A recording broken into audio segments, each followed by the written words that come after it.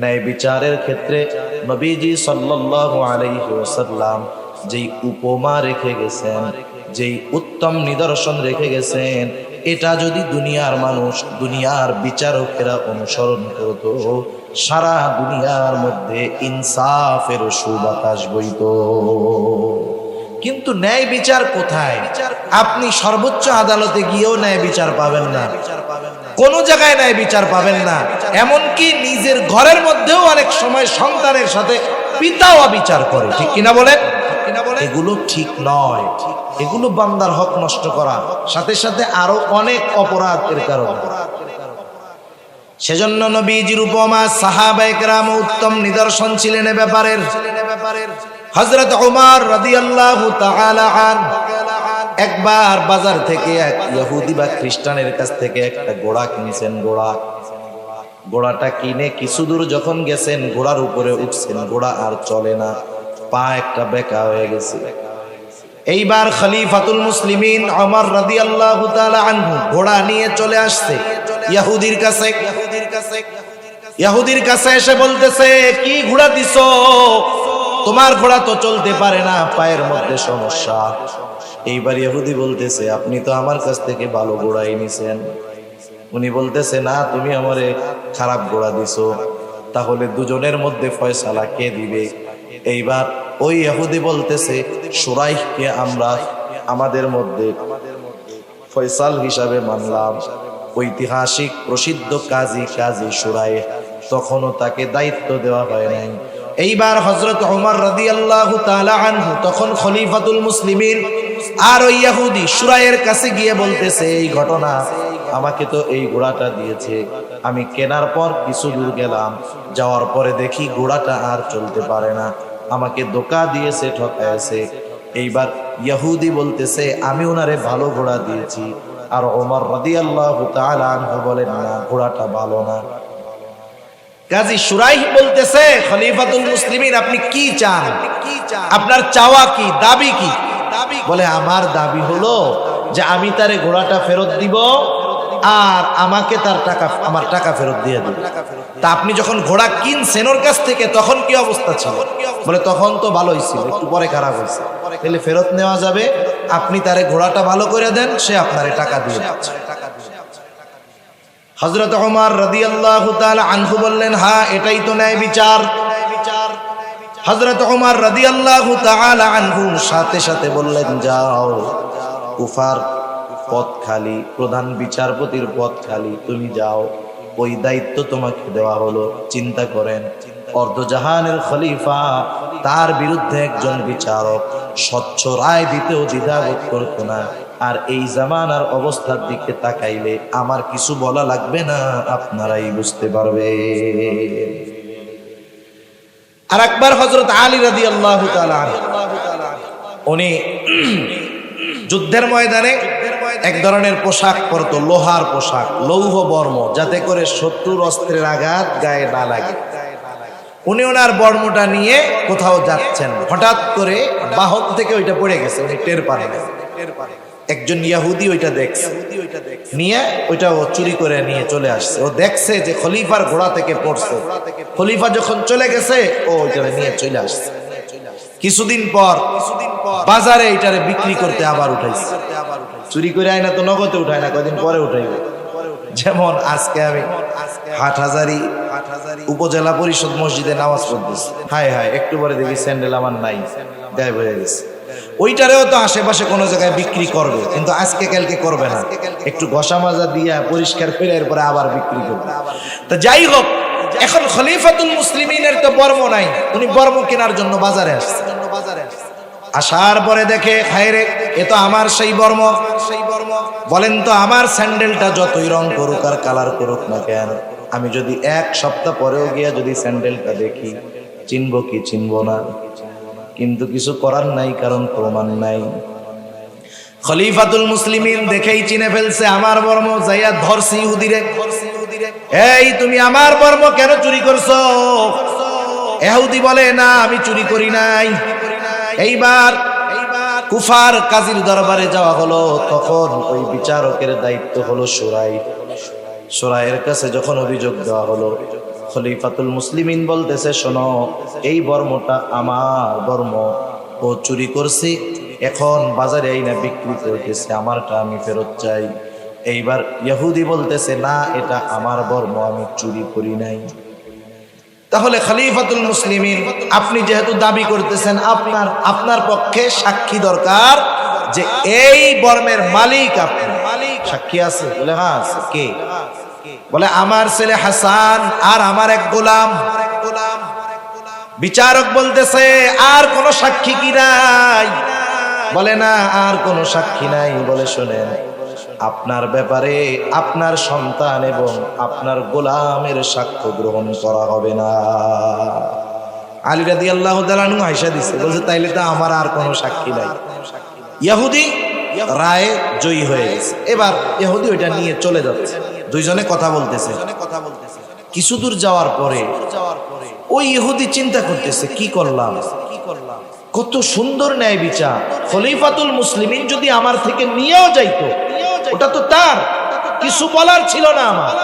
এরপরেও বিচারক যদি চাইতো, ওনার কথা বিশ্বাস করে ওনার পক্ষে রায় দিতে পারতো, তাও দিল না। কত ইনসাফ, কত ন্যায় বিচার এদের মধ্যে। ও ফিরে আসছে আবার। এবার কাজী বলে, কি ব্যাপার, ফিরে আসতো কেন? ইহুদি বলতেছে, আমার ভুল হয়ে গেছে। বাস্তবতা হলো, খলিফা একদিন এই বর্মটা নিয়ে পেছনে নিয়ে দ্রুত তার সাথে কোথাও যেন যাচ্ছিলেন, বর্মটা পড়ে গেছে, উনি টের পায় নাই। আমি ওইটা ওখান থেকে নিয়ে আসলাম, এরপরে সুন্দর মতো পরিষ্কার করে বাজারে নিয়ে বিক্রয়ের জন্য আনলাম। আসলে মূলত এই বর্মর মালিক হলো খলিফাতুল মুসলিমিন, আমি মালিক নয়, বরং আমি এটা চুরি করেছি। কিন্তু আপনার এই বিচার আমার কাছে এত পছন্দনীয় হয়েছে, এইবার ওই ইহুদির অন্তরে এই ন্যায় বিচারের দৃষ্টান্ত দেখে তাওহীদের বাতি জ্বলে গেছে, ঈমান এনেছে, মুসলমান হয়ে গেছে। এক বর্ণনাকারী বলতেছে যে এই যুবকটাকে, এই ইহুদিকে আমি কিছুদিন পরে দেখেছি এক জিহাদের ময়দানে বীর বিক্রমের সাথে সে যুদ্ধ করতেছে। একটু চিন্তা করেন, ন্যায় বিচার কত গুরুত্বপূর্ণ একটি বিষয় ছিল। আমি আপনাদের খেদমতে পবিত্র কোরআনুল কারীমের সূরাতুন নিসা থেকে একটি আয়াত ও রাসূল আকরাম সাল্লাল্লাহু আলাইহি ওয়াসাল্লামের অগণিত হাদিস থেকে একটা হাদিস পাঠ করেছি। আল্লাহ তাআলার কাছে তৌফিক চাই, আল্লাহ তাআলা একেবারে অতি অল্প সময়ে কিছু কথা আমাকে আপনাদের খেদমতে বলার সুযোগ করে দেন, যে কথাগুলো আমাদের সবার দুনিয়া এবং আখিরাতের জন্য কল্যাণকর হয়। সকলে বলি আমিন। সম্মানিত উপস্থিতি, আমি আপনাদের খেদমতে যে আয়াতখানা তিলাওয়াত করেছি, উক্ত আয়াতের মধ্যে আল্লাহ সুবহানাহু ওয়া তাআলা আমাদেরকে দুটো বিষয়ে ওয়াজ করেছেন। আল্লাহ সুবহানাহু ওয়া তাআলা ওয়াজ করেছেন। আল্লাহ রাব্বুল আলামিন বলেন, ইন্নাল্লাহা ইয়া'মুরুকুম আন তু'আদ্দুল আমানাতি ইলা আহলিহা। আল্লাহ রাব্বুল আলামিন বলেন, নিশ্চয়ই আল্লাহ তোমাদেরকে আদেশ করতেছেন, ইন্নাল্লাহা ইয়া'মুরুকুম আন তু'আদ্দুল আমানাতি ইলা আহলিহা। প্রথম আদেশ, তোমরা আমানত তার প্রকৃত হকদারের কাছে ফিরায় দাও। দ্বিতীয় আদেশ, ওয়া ইযা হাকামতুম বাইনান নাসি আন তাহকুমু বিল আদল। তোমরা যখন মানুষের মধ্যে বিচার আচার করবা, ন্যায় বিচার করবা। এক নম্বর আদেশ, আমানত তার হকদারের কাছে ফিরায় দাও। দুই নাম্বার, যখন তোমরা বিচার আচার করবা, ন্যায় বিচার করবা, ন্যায় বিচারের সাথে আমানতদারিতার একটা সম্পর্ক আছে। কারণ একথা হয়তো আমাদের জানা আছে, আমানত শুধুমাত্র লেনদেনের মধ্যে সীমাবদ্ধ কোনো বিষয় নয়, বরং আমানতদারিতা এটা ব্যাপক একটা জিনিস। এই জন্য যখন কেউ বিচারকের আসনে সমাসীন হন, যখন কেউ বিচারকের দায়িত্ব পান, ওই বিচারকের জন্য ন্যায় বিচার করাটাও আমানতদারিতা। বিচারকের কাছে যিনি বিচার প্রার্থী হিসাবে আসবেন, ন্যায় বিচার পাওয়া মাজলুমের আমানত। যদি কোনো বিচারক ন্যায় বিচার না করে তাহলে সে মাজলুমের সাথে খেয়ানত করে। কারণ বিচারের দায়িত্ব তিনি নিয়েছেন, তাকে দেওয়া হয়েছে, এটা আমানত। দায়িত্বটা আমানত হয়। অথচ আফসোস, আজকে তো এমন এক জামানা, যেই জামানায় মানুষ দায়িত্ব নিজের থেকে নেওয়ার জন্য কাড়াকাড়ি করে। বিচারকের দায়িত্বে যিনি আছেন তিনিও কিন্তু আমানত রক্ষার দায়িত্বে আছেন।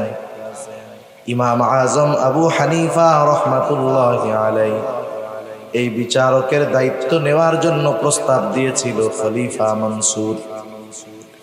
মানুষের মাঝে যখন খলিফা মনসুর ইমাম আজম আবু হানিফা রহমাতুল্লাহি আলাইহিকে প্রস্তাব দিল প্রধান বিচারপতির দায়িত্ব নেওয়ার জন্য, ইমাম আবু হানিফা রহমাতুল্লাহি আলাইহি দায়িত্ব নিলেন না। সবার সামনে তিনি যখন খলিফার প্রস্তাবকে ফিরাইয়া দিলেন, খলিফা ইমাম আবু হানিফার উপরে প্রচন্ড রাগান্বিত হয়ে গেলেন। লজ্জিত যে আমার কথা মানে নাই, তার গায়রতে লাগলো।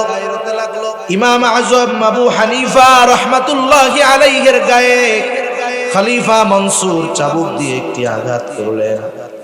খলিফা মনসুরের চাচা যখন জানতে পারলো খলিফা মনসুর এই কাজ করেছে, খলিফা মনসুরকে মনসুরের চাচা বলতেছে, ও মনসুর, কাজটা তুমি কিন্তু ভালো করো নাই, তুমি ইমাম আবু হানিফার কাছে ক্ষমা চাও।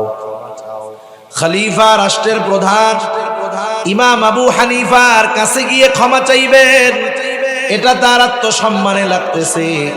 তিনি চিন্তা করলেন তিনি তার বিশ্বস্ত লোকটাকে ক্ষমা চাওয়ার জন্য ইমাম আবু হানিফার কাছে পাঠায়া দিবেন। বিশ্বস্ত লোকটাকে পাঠায়া দিলেন, সাথে এক থলে স্বর্ণ মুদ্রা দিয়ে ইমাম আবু হানিফার কাছে পাঠানোর সময় বললেন, শোনো, ইমাম আবু হানিফাকে গিয়ে বলবা খলিফা তার আচরণের জন্য লজ্জিত, দুঃখিত, আপনার কাছে ক্ষমা চাইছে, মাফ করে দিয়েন। সাথে সাথে আমার পক্ষ থেকে এই এক থলে স্বর্ণ মুদ্রা তাকে হাদিয়া দিবা। বলবা এই হাদিয়া যদি আপনি গ্রহণ করেন, খলিফা সুনিশ্চিত হবে যে আপনি তাকে ক্ষমা করছেন। লোকটা ইমাম আবু হানিফার কাছে চলে গেল, গিয়া সব খুলে বলল। ইমাম আবু হানিফা রহমাতুল্লাহি আলাইহি বললেন, ঠিক আছে, খলিফা যেহেতু তার কর্মের জন্য লজ্জিত, আমি তাকে ক্ষমা করে দিলাম, মাফ করে দিলাম। এইবার লোকটা বলতেছে, আপনার জন্য খলিফা এক থলে স্বর্ণ মুদ্রা হাদিয়া দিয়েছে, আপনি এটা গ্রহণ করলে খলিফা সুনিশ্চিত হবেন যে আপনি তাকে ক্ষমা করে দিয়েছেন।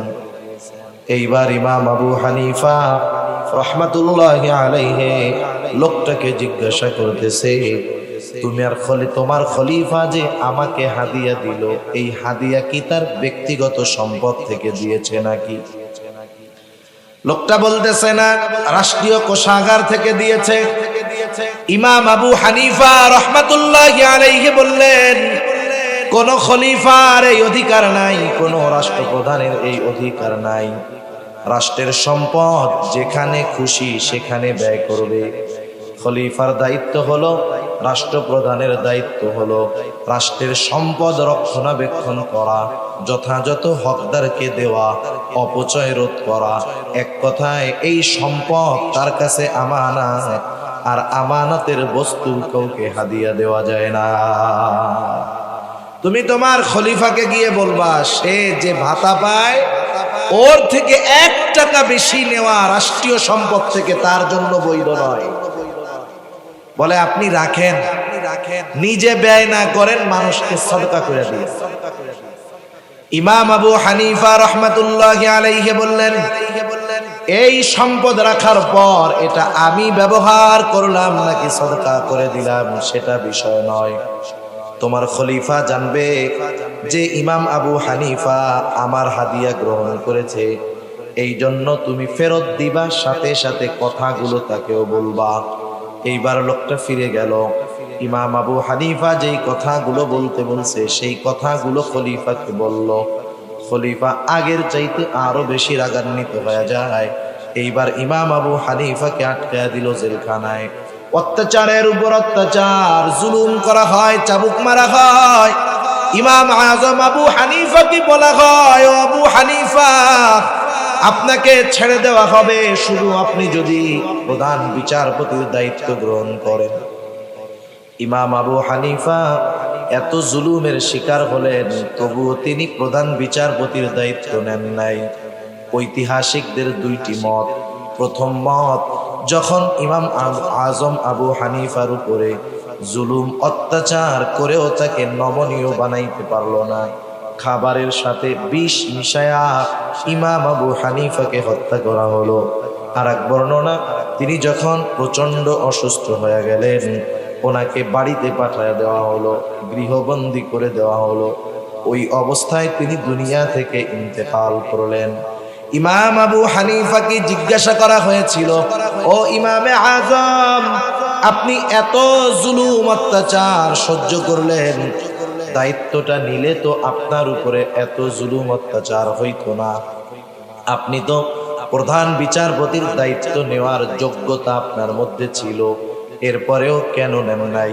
তিনি বললেন, শোনো, দায়িত্ব নাই, চিন্তা নাই, কিন্তু প্রধান বিচারকের দায়িত্ব নেবার পর আমি যদি ন্যায় বিচার না করতে পারতাম, মাজলুমকে যদি ন্যায় বিচার যদি না দিতে পারতাম, কিয়ামতের দিন আল্লাহ তাআলার সামনে খেয়ানতকারী হিসাবে উপস্থিত হওয়া লাগতো। এ কথা আমি বোঝানোর জন্য বললাম যে দায়িত্ব এটা আমানত। তাহলে যিনি বিচারকের আসনে সমাসীন, এই দায়িত্বটা তার কাছে আমানত। সেটা বাংলাদেশের বিচারক হোক, সেটা অন্য দেশের বিচারক হোক। সাধারণত গ্রামের মধ্যে অনেক সময় সালিশ বিচার হয় না? হয়। অনেকে দুই পক্ষ একজনকে যখন মানে যে উনি আমাদের মধ্যে ফয়সালা দিবেন, উনি তখন বিচারক। প্রত্যেকটা ক্ষেত্রে বিচারের দায়িত্ব, রায়ের দায়িত্ব যার হাতে দেওয়া হবে, এটা তার কাছে আমানত, এবং অবশ্যই অবশ্যই এই আমানত মনে করে তাকে ন্যায় বিচারই করতে হবে। আমি প্রথম ওয়াজের আলোচনা করব না। দ্বিতীয় বিষয়টা আমি বলতে চাই, যেটা আল্লাহ রাব্বুল আলামিন প্রথমটা বললেন, ইন্নাল্লাহা ইয়া'মুরুকুম আন তুআদ্দুল আমানাতি ইলা আহলিহা ওয়া ইযা হাকামতুম বাইনান নাস। যখন তোমরা মানুষের মধ্যে বিচার করবা, সেই বিচারক হতে পারে সুপ্রিম কোর্টের, হতে পারে জজ কোর্টের, হতে পারে এলাকার মানুষের দ্বারা নির্বাচিত কোনো বিচারক, হতে পারে দুইজনের মধ্যে দ্বন্দ্ব, তৃতীয় আর একজন ব্যক্তি সে বিচারক। প্রত্যেকটা ক্ষেত্রে আল্লাহ তাআলা বলেন ন্যায় বিচার করো। ওয়া ইযা হাকামতুম বাইনান নাসি আন তাহকুমু বিল আদল, ন্যায় বিচার করবা। যদি কখনো এমন হয় বিচারকের আসনে আমি আপনি, আমার আপনার কাছে বিচার চাইতে আসছে আমার শত্রু, কি করব? আল্লাহ রাব্বুল আলামিন বলেন, খবরদার খবরদার, ওয়ালা ইয়াজরিমান্নাকুম শানাআনু কওমিন আলা আল্লা তা'দিলু ই'দিলু হুয়া আকরাবু লিত্তাকওয়া। যখন কোন শত্রু, যার প্রতি আমার বিদ্বেষ আছে, আমার শত্রুও যদি আমার কাছে আসে, আমি যদি বিচারকের আসনে বসে থাকি, আল্লাহ রাব্বুল আলামিন বলতেছে তুমি ন্যায় বিচার করো। এখন তো শত্রু হওয়া লাগে না, এমনিতেই তো কতজন চোখের কাটা হয়ে বসে আছে, ঠিক কিনা বলেন? কতজন আছে, শত্রুতা নাই, কোনো কিছুই নাই, এমনিই ওরে দেখতে ভালো লাগে না, এই জন্য তাদের ব্যাপারে ন্যায় ফয়সালা দেয়। নাইলে এদেশে এমন হওয়ার কথা না যে 350 ক্রস ফায়ারের মূলে যে তাকে রাজকীয় হালে আদালতে নেওয়া হয়। 7 মার্ডারের যিনি মূল হোতা, আদালতে যখন নেওয়া হয়, হাতে গোল্ডেন কালারের ঘড়ি, চুলগুলো ভাঁজ করা পরিপাটি, পাঞ্জাবিটার মধ্যে পুরা আয়রন করা ভাঁজ। আর কোন অপরাধে কিছু মানুষ জেলে, ওই অপরাধেরও কোনো হদিস নাই, কোনো সাক্ষী নাই, অথচ একেবারে বিনা বিচারে যাদেরকে আটকায় রাখা হয়েছে তাদেরকে এমন ভাবে আদালতে হাজির করা হয়, কেমন যেন মনে হয় বিশ্বের সবচাইতে বড় সন্ত্রাসী। ঠিক কিনা বলেন? মনে রাখতে হবে, দুনিয়ায় যখন ইনসাফ থাকে না, ন্যায় বিচার থাকে না, যখন এই অবস্থা হয়, ন্যায় পরায়ণতা থাকে না, বুঝতে হবে অচিরেই আল্লাহ সুবহানাহু ওয়া তাআলার গোসা ওই জাতির উপরে পতিত হবে। ঠিক কিনা বলেন? আর এই কথাও মনে রাখতে হবে, আজকের দিনটা হয়তো জালেমের, আগামী দিনটা কিন্তু মাজলুমের। ঠিক কিনা বলেন? এজন্য বিচারকের দায়িত্ব কঠিন এক দায়িত্ব। যারা এই দায়িত্ব পেয়ে ফ্যাসিলিটি, অনেক শান্তি আরাম আয়েশের জীবন যাপন করতেছে, কিন্তু দুনিয়ার জিন্দেগি তো একটা সময় শেষ হবে, তখন জবাবদিহিতা করা লাগবে। সেজন্য সকলেই, যদি দুইজনের মধ্যেও আমাকে বিচারক ফয়সাল হিসাবে মনোনীত করা হয়, আমি প্রত্যেকটা জায়গায় ইনসাফ ভিত্তিক বিচার করব। রাসূল আকরাম সাল্লাল্লাহু আলাইহি ওয়াসাল্লাম ন্যায় বিচারের সর্বোত্তম উপমা আমাদের সামনে রেখে গেছে, রাসূলের সাহাবায়ে কেরাম রেখে গেছেন। আমরা সেই নবীর উম্মত, এজন্য এই বিষয়গুলো খেয়াল রাখব। রাসূলুল্লাহ সাল্লাল্লাহু আলাইহি ওয়াসাল্লামের কাছে আসছে এক ইহুদি আর এক সাহাবী। একটা জমি নিয়ে দ্বন্দ্ব দুজনের মধ্যে। প্রমাণ হাজির করা হলো, সকলে সমান সমান। লাস্টে আল্লাহর রাসূল সাল্লাল্লাহু আলাইহি ওয়াসাল্লাম বললেন, কসম করো, কসম। এইবার ইহুদি জমির মালিক না হওয়ার পরেও নির্দ্বিধায় সে কসম করে বসলো। সাহাবীও তো সত্যের উপর, সেও কসম করলো। এইবার ইহুদি মিথ্যা কসম করেছে, নবীজি বুঝতে পেরেছেন। এরপরেও দেখেন, যেহেতু ইহুদি যদি কসম করে রায়টা তার পক্ষে চলে যাবে, নবীজি সাল্লাল্লাহু আলাইহি ওয়াসাল্লাম ইহুদি বিধায় রায়টা তার বিপক্ষে দেন নাই, বরং রায়টা ইহুদির পক্ষেই নবীজি দিয়েছে। শুধু তাই না, অনেক মুনাফিক তো নবীজির বিচার মানতে চায় নাই। মুনাফিক আর একজন মুসলিম ইহুদির মধ্যে নবীজি রায় দিলেন ইহুদির পক্ষে। মুনাফিকের পছন্দ হয় নাই রায়, চলে গেছে আপিল করছে আবু বকর রাদিয়াল্লাহু তাআলা আনহুর কাছে। স্বাভাবিক যৌক্তিকতা কি বলে, যদি জজ কোর্ট কোনো রায় দেয়, সেটাকে সুপ্রিম কোর্টে আপিল করা যায়, ঠিক না? কিন্তু সুপ্রিম কোর্ট যেই রায় দিবে, ওই রায়ের বিরুদ্ধে জজ কোর্টে আপিল করার সুযোগ আছে? কোনো সুযোগ নাই। রায় দিয়েছেন মুহাম্মাদুর রাসূলুল্লাহ সাল্লাল্লাহু আলাইহি ওয়াসাল্লাম। আর ওই মুনাফিকের নবীজির রায় বিচার পছন্দ হয় নাই। ও চিন্তা করছে, আমি তো মুসলমানের সাথে থাকি, পেছনে নামাজ পড়ি, জিহাদে যাই, উনি আমার পক্ষে রায় দিবে, ইহুদির পক্ষে কেন? পছন্দ হয় নাই রায়। আবু বকর রাদিয়াল্লাহু তাআলা আনহুর কাছে গিয়ে আপিল করছে, সানি করাইতে যায়। জিজ্ঞাসা করছেন, প্রথম রায়টা কে দিয়েছে? নবীজি মুহাম্মাদুর রাসূলুল্লাহ সাল্লাল্লাহু আলাইহি ওয়াসাল্লাম। উনি বললেন, এটা আমার দ্বারা সম্ভব না। এবার ওই ইহুদি, ওই মুনাফিক চিন্তা করলো, ওমরের কাছে গেলে মনে হয় কাজ হবে, কারণ ওমর কাফেরদের ব্যাপারে কঠোর। এইবার ওমর রাদিয়াল্লাহু তাআলা আনহুর কাছে গিয়ে বলতেছে, আমরা একটা বিচারের সানি করানোর জন্য আসছি। প্রথম বিচার কে করছে? মুহাম্মাদুর রাসূলুল্লাহ সাল্লাল্লাহু আলাইহি ওয়াসাল্লাম। এইবার মুনাফিক বলতেছে, উনি ইহুদির পক্ষে রায় দিয়েছেন, আমার বিপক্ষে দিয়েছে।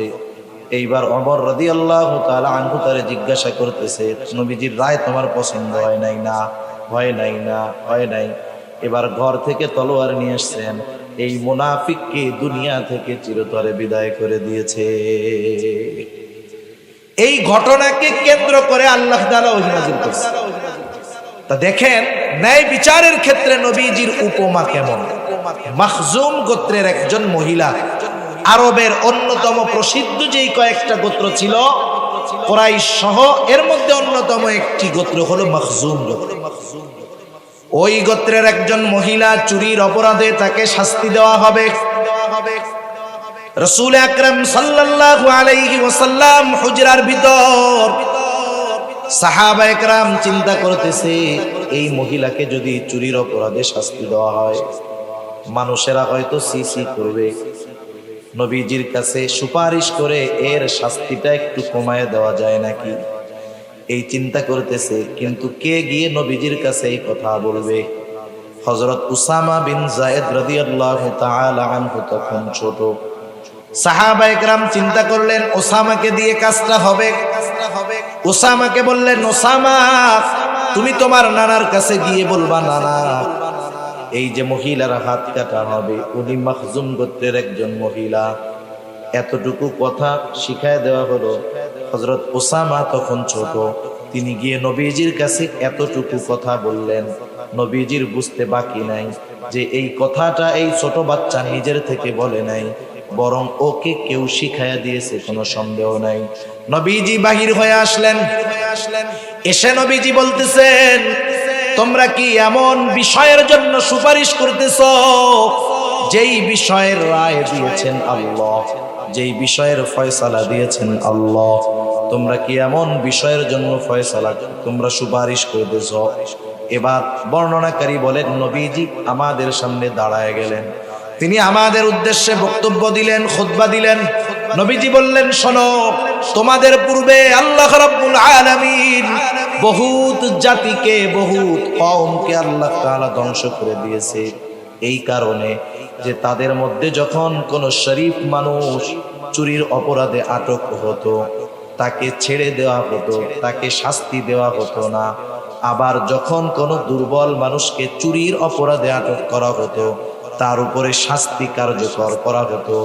একটু বর্তমান জামানায় গোটা দুনিয়ার দিকে একটু খেয়াল করে দেখেন, 1000 কোটি টাকা পাচার করে শাস্তি নাই, অনেক সময় দেখি রুটি চুরি করে খাইয়া ফাঁসির জন্য জেলখানার মধ্যে অপেক্ষা করতে থাকে।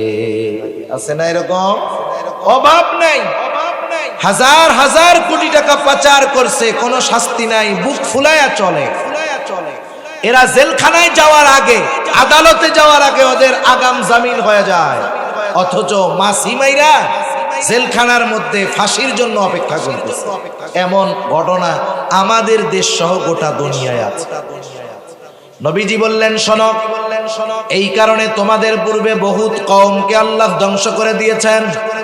এবার নবীজি বললেন, শোনো, আল্লাহর শপথ, এই মহিলার জায়গায় যদি আমার মেয়ে মুহাম্মদ হতো আমি তার হাতটা কেটে দিতাম।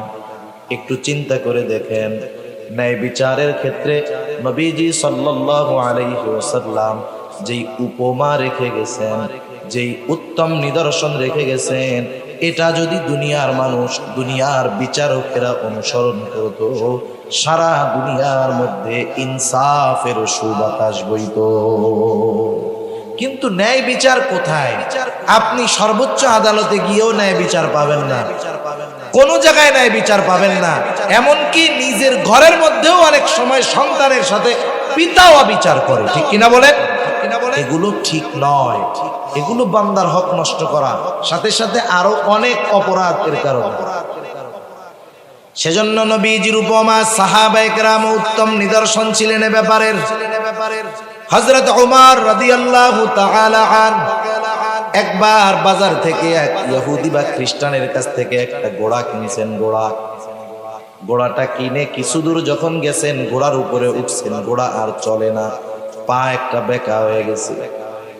এইবার খলিফাতুল মুসলিমিন ওমর রাদিয়াল্লাহু তাআলা আনহু ঘোড়া নিয়ে চলে আসছে ইহুদির কাছে। ইহুদির কাছে এসে বলতেছে, কি ঘোড়া দিছো?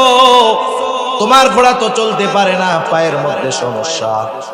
এইবার ইহুদি বলতেছে, আপনি তো আমার কাছ থেকে ভালো ঘোড়াই নিছেন। উনি বলতেছে, না, তুমি আমারে খারাপ ঘোড়া দিছো। তাহলে দুজনের মধ্যে ফয়সালা কে দিবে? এইবার ওই ইহুদি বলতেছে, শুরাইহকে আমরা আমাদের মধ্যে ফয়সাল হিসাবে মানলাম। ঐতিহাসিক প্রসিদ্ধ কাজী শুরাইহ, তখনও তাকে দায়িত্ব দেওয়া হয় নাই। এইবার হযরত ওমর রাদিয়াল্লাহু তাআলা আনহু তখন খলিফাতুল মুসলিমিন, আর ওই ইহুদি শুরাইয়ের কাছে গিয়ে বলতেছে, এই ঘটনা, আমাকে তো এই ঘোড়াটা দিয়েছে, আমি কেনার পর কিছু দূর গেলাম, যাওয়ার পরে দেখি ঘোড়াটা আর চলতে পারে না, আমাকে ধোঁকা দিয়েছে, ঠকাইছে। এইবার ইহুদি বলতেছে, আমি ওনারে ভালো ঘোড়া দিয়েছি। আর ওমর রাদিয়াল্লাহু তাআলা আনহু বলেন, না, ঘোড়াটা ভালো না। কাজী শুরাইহ বলতেছে, খলিফাতুল মুসলিমিন, আপনি কি চান? আপনার চাওয়া কি, দাবি কি? বলে আমার দাবি হলো যে আমি তারে ঘোড়াটা ফেরত দিব আর আমাকে তার টাকা, আমার টাকা ফেরত দিয়ে দিবে। তা আপনি যখন ঘোড়া কিনছেন ওর কাছ থেকে তখন কি অবস্থা ছিল? বলে তখন তো ভালোই ছিল, একটু পরে খারাপ হয়েছে। তাহলে ফেরত নেওয়া যাবে, আপনি তারে ঘোড়াটা ভালো করে দেন, সে আপনারে টাকা দিয়ে দিচ্ছে। হযরত ওমর রাদিয়াল্লাহু তাআলা আনহু বললেন, হ্যাঁ এটাই তো ন্যায় বিচার। হযরত ওমর রাদিয়াল্লাহু তাআলা আনহু সাথে সাথে বললেন, যাও কুফার পথ খালি, প্রধান বিচারপতির পথ খালি, তুমি যাও, ওই দায়িত্ব তোমাকে দেওয়া হলো। চিন্তা করেন, অর্ধজাহানের খলিফা, তার বিরুদ্ধে একজন বিচারক স্বচ্ছ রায় দিতেও দ্বিধাবোধ করতো না। আর এই জামানার অবস্থার দিকে তাকাইলে আমার কিছু বলা লাগবে না, আপনারাই বুঝতে পারবে। আর একবার হযরত আলী রাদিয়াল্লাহু তাআলা আনহু, উনি যুদ্ধের ময়দানে এক ধরনের পোশাক পরতো, লোহার পোশাক, লৌহ বর্ম, যাতে করে শত্রুর অস্ত্রের আঘাত গায়ে না লাগে। উনি ওনার বর্মটা নিয়ে কোথাও যাচ্ছেন, হঠাৎ করে বাহন থেকে ওইটা পড়ে গেছে, উনি টের পান না। একজন ইহুদি ওইটা দেখছে, নিয়ে ওইটা ও চুরি করে নিয়ে চলে আসছে। ও দেখছে যে খলিফার ঘোড়া থেকে পড়ছে, খলিফা যখন চলে গেছে ও ওইটা নিয়ে চলে আসছে। কিছুদিন পর বাজারে এটারে বিক্রি করতে আবার উঠাইছে। চুরি করে আয় না তো নগদে উঠায় না, কদিন পরে উঠাইবে। যেমন আজকে আমি হাটহাজারী উপজেলা পরিষদ মসজিদে নামাজ পড়তেছি, ভিতরেও নিছি, হায় হায় একটু পরে দেখি স্যান্ডেল আমার নাই, গায়েব হয়ে গেছে। ওইটারেও তো আশেপাশে কোনো জায়গায় বিক্রি করবে, কিন্তু আজকে কালকে করবে না, একটু ঘষা মাজা দিয়া পরিষ্কার করে এরপরে আবার বিক্রি করবে। তো যাই হোক, এখন খলিফাতুল মুসলিমিনের তো বর্ম নাই, উনি বর্ম কেনার জন্য বাজারে আসছে। আসার পরে দেখে, হায় রে, এ তো আমার সেই বর্ম। বলেন তো, আমার স্যান্ডেলটা যতই রং করুক আর কালার করুক না কেন, আমি যদি এক সপ্তাহ পরেও গিয়া যদি স্যান্ডেলটা দেখি, চিনবো কি চিনবো না? কিন্তু কিছু করার নাই, কারণ প্রমাণ নাই।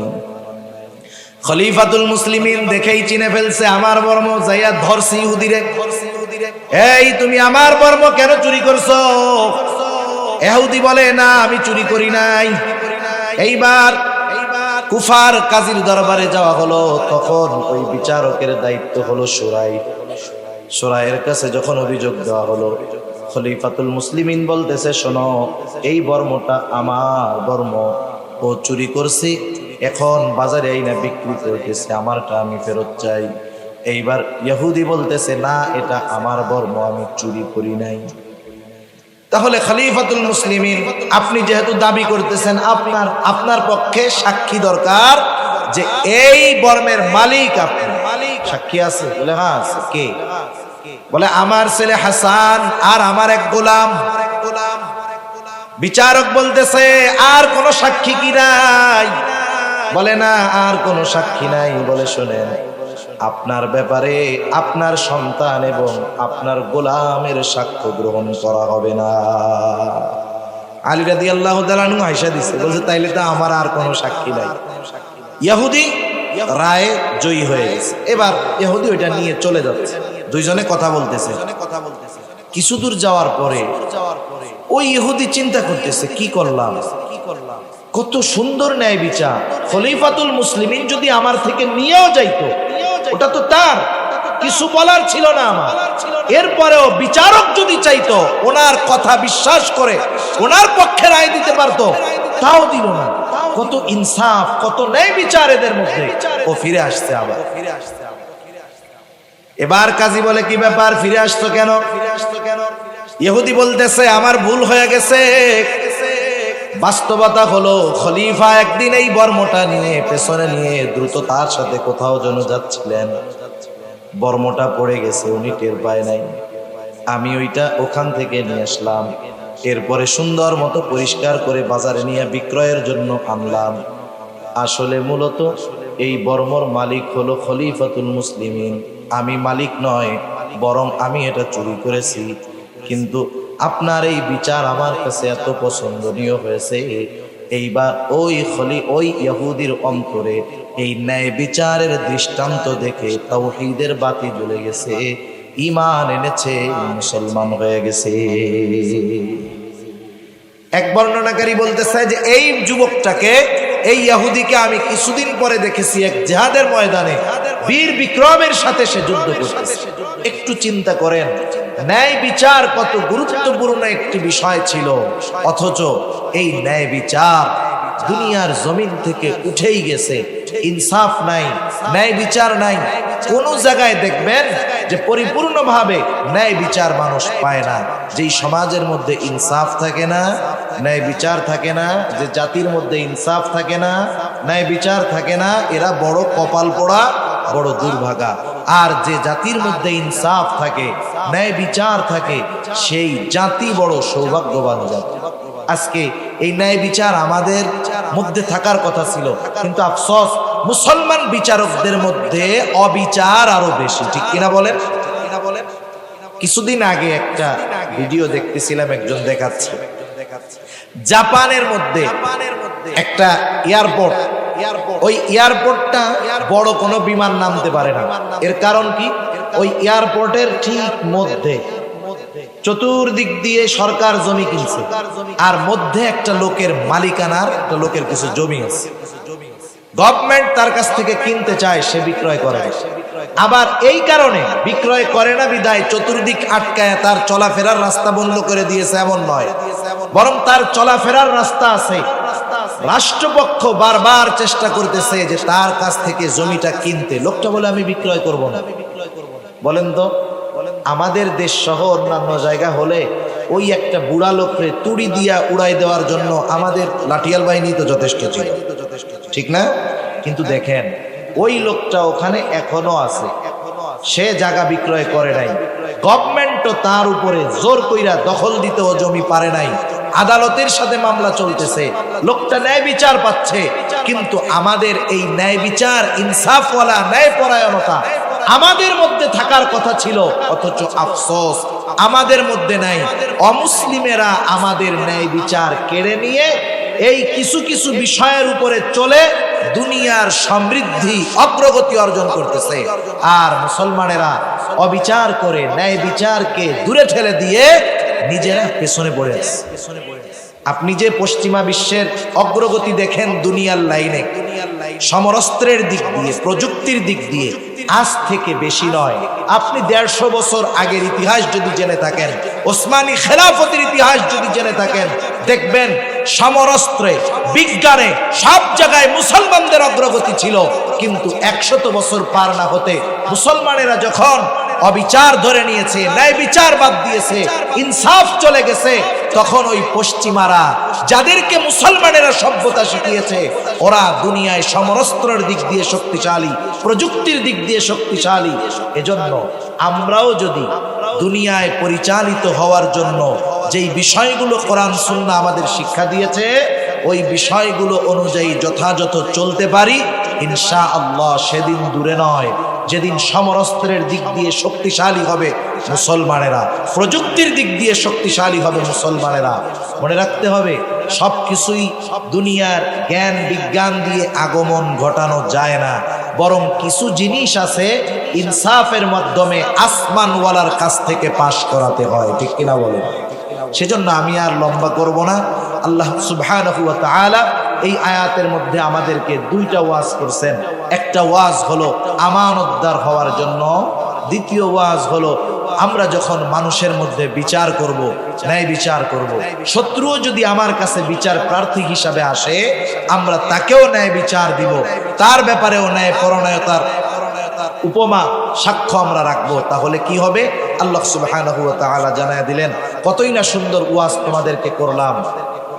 ওয়াইদা হাকামতুম বাইনান নাস আন তাহকুমু বিল আদল ইন্নাল্লাহা নি'মা ইয়াইদুকুম বি। আল্লাহ তাআলা তোমাদেরকে কতই না সুন্দর ওয়াজ করলেন, ইন্নাল্লাহা কানা সামিআন বাসীরা। এই ওয়াজ জানার পরেও আমরা যদি আমল না করি, কিছু বলা বলি করি, দুনিয়ার কেউ না জানলেও জানবেন কে? সেজন্য আল্লাহ তাআলা বলেন, এই সুন্দর ওয়াজটা জানার পর তোমরা যদি আমল না করো, আমি আল্লাহ সেটা দেখব। এই সুন্দর ওয়াজটা জানার পর তোমরা কি আলোচনা করো, আমি আল্লাহ তাআলা কিন্তু সেটা শুনি। সেজন্য আল্লাহ সুবহানাহু ওয়া তাআলা আমাদের সকলকে সকলের অবস্থানে পরিপূর্ণ আমানতদার ও ন্যায়পরায়ণ হওয়ার তৌফিক আল্লাহ দান করুন। সকলে বলি আমিন। ওয়া আখিরু দাওয়ানা আলহামদুলিল্লাহি রাব্বিল আলামিন। আসসালামু আলাইকুম ওয়া রাহমাতুল্লাহি ওয়া বারাকাতুহু।